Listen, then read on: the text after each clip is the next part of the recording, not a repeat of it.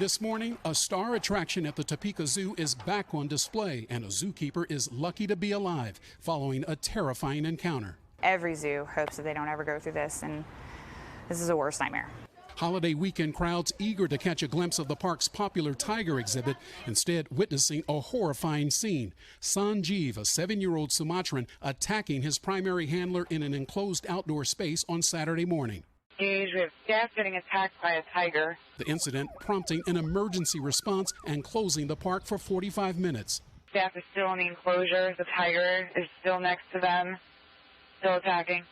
As other workers lured Sanjeev away with food. He made a choice to leave her and go inside, and that saved his life. And obviously it saved the keeper's life as well, because any blow to her or a bite could have been fatal.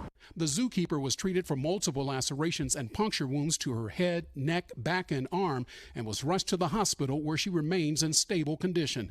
Zoo officials say that while maintaining tiger habitats is a daily task, Sanjeev and his keeper should never have been in the space at the same time, stressing the cat didn't do anything wrong and that euthanizing him was never on the table. He's just a really great tiger, and I can't stress that enough because it's a horrible situation, but he was just being a tiger. Sanjeev came to Topeka from an Ohio zoo in 2017 as part of a species survival plan. Only a few hundred Sumatrans remain in the wild as the critically endangered tiger clings to survival. Now, a zookeeper on the mend and a prize tiger preserved after an incident that could have been deadly for both. I was very grateful for the way that the staff responded because they saved them. There's no ifs, ands, or buts, so it was a miracle. Okay, he's gone.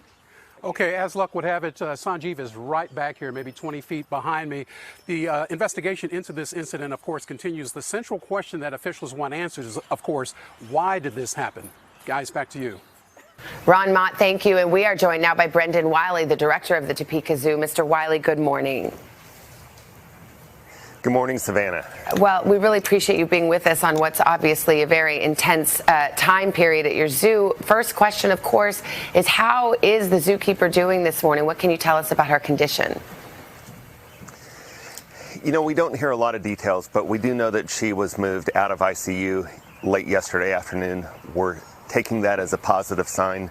You know, she's got a road ahead of her, but she's getting the support and care that she needs.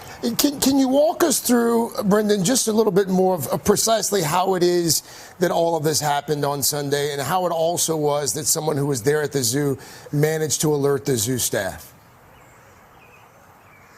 Sure, Craig.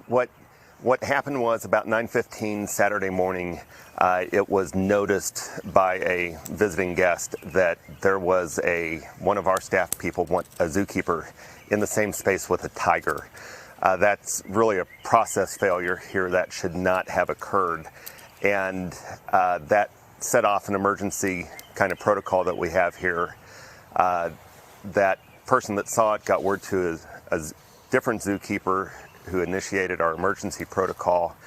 Long story short, within about under 10 minutes, other zookeepers here were able to call that tiger into an adjoining holding area, secure the tiger, allow emergency personnel in to help our staff person, and just amazed that it resolved that way. We could be talking about a much worse story this morning. It must have been terrifying. Was the zookeeper who was injured able to talk, give any information about how it is that she ended up in that same space?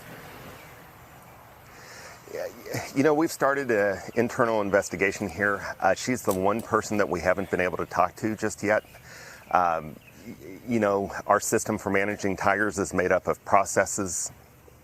We're going to find that process that failed, and even if it was human error, we're going to rework that process to make sure that that doesn't happen again.